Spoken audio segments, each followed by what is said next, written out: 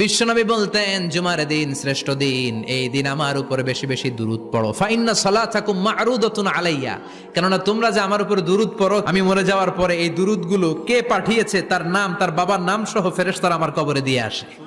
সাহাবারা বললেন, ইয়া রাসূলুল্লাহ কাইফা সালাতুনা মা'রুদাতুন আলাইক, আপনি মরে যাওয়ার পরে আমাদের দুরূদ কেমন করে আপনি দেখবেন? ওয়াকাদ আরিমতা, আপনি তো পচে গলে মাটির সাথে মিশে যাবেন।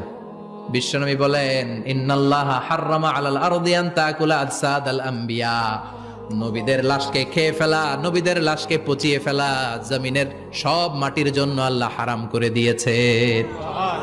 নবীদের লাশ পচে না, নবীদের লাশ গলে না। যারাই বিশ্বনবীর উপর দুরূদ পড়বেন, আপনার নাম সহ, আপনার বাবার নাম সহ, মালাইকাতু সাইয়াহিন, একদল ফেরেশতা আছে শুধু রাউন্ড দেয় গোটা ওয়ার্ল্ডে। কারা বিশ্বনবীর উপর দুরূদ পড়েছে, এই দুরূদ নিয়ে, এই নাম নিয়ে বিশ্বনবীর কবরে তারা পৌঁছে দেয়। চিল্লায় পড়েন আল্লাহু আকবার।